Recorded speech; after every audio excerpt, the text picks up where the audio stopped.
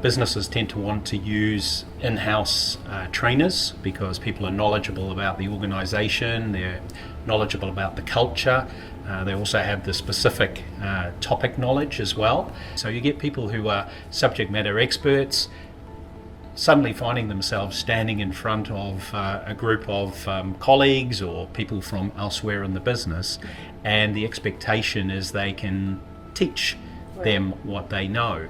And of course, you may, as you mentioned there, you might have people who naturally have that ability to engage and naturally have that ability to deliver the training and impart what needs to be delivered to change the behaviours and give the knowledge or skill that the business wants those people attending the training to know.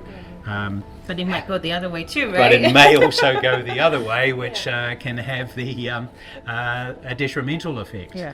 So I think having a program whereby people who have knowledge of a subject learn how to become more effective trainers, learn how to engage with people within the business, and really give a focus on how can they influence and have impact in the business, so that the people who are attending the training go back into the workplace and apply that knowledge and apply those skills to benefit everyone within the companies. People that are coming into the industry want to have a continuous learning environment, and so therefore the trainers, particularly, and again if I use my case, I can bring those trainer skills into my everyday and keep that learning culture going.